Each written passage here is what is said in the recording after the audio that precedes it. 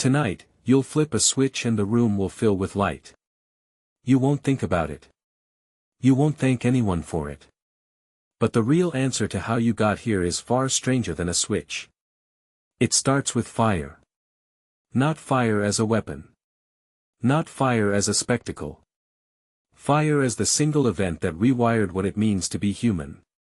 Picture your ancestor, nearly 2 million years ago, crouched at the edge of a scorched grassland.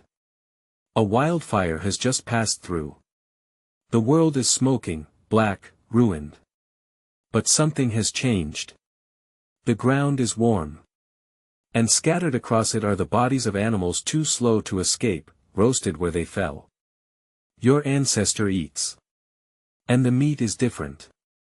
Softer. Easier. The body barely has to work for it.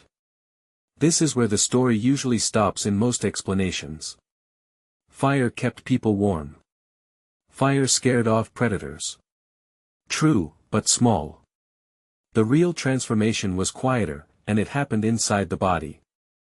Anthropologist Richard Wrangham calls this the cooking hypothesis. His argument is simple and radical at once. Cooked food changed human evolution more than any tool, any weapon, any migration. Raw food takes enormous energy to digest. Cooking does some of that digestive work outside the body, in the fire, before a single bite is taken. Wrangham's research suggests that this energy saving was the very thing that allowed the human brain, an organ that burns through a huge share of the body's daily energy, to grow as large as it did. Your brain, right now, reading this sentence, exists partly because something learned to cook. But when did this actually begin? For decades, this was pure guesswork. Then, in a cave in South Africa called Wonderwork, archaeologist Francesco Berna and his team found something startling: ash, burned bone fragments, and charred plant remains buried nearly 1 million years deep, sealed far inside the cave where lightning could never have reached. Not a wildfire. A controlled fire. Deliberately kept, deliberately fed. Here is the twist most people never hear. Controlling fire wasn't really about heat. It was about time. Before fire, night was a dead zone.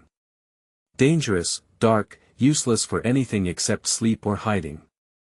Once your ancestors could hold flame, the day didn't end at sunset anymore. Researcher John Gowlett has studied how firelight extended the social day, giving early humans hours in the evening with nothing to do but sit together.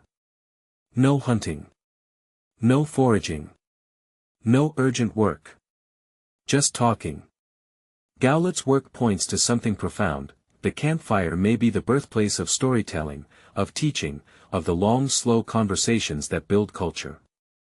Take away the day's chores, add a warm circle of light and safety, and you get the first classrooms, the first myths, the first shared histories passed from one mind to another.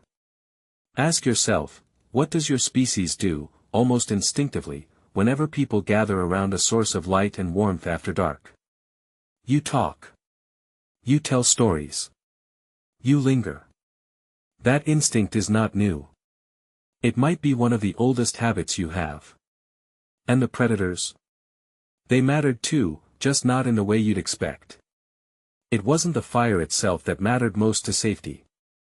It was what fire made possible, staying in one place. Before fire, sleeping on open ground meant constant vigilance. With flame guarding the perimeter, your ancestors could finally rest deeply, together, without watching the dark in shifts. Some researchers argue this uninterrupted, communal sleep gave rise to more complex dreaming, and possibly to more complex thought itself. So the next time you sit by a fire pit, or watch a candle flicker on a table, notice what happens to the people around you. Voices drop. Shoulders relax. Conversation slows down and deepens. You are not imagining that shift. You are feeling the pull of nearly 2 million years of the exact same scene, repeating itself in your body without your permission. Tonight, you'll flip a switch and the room will fill with light.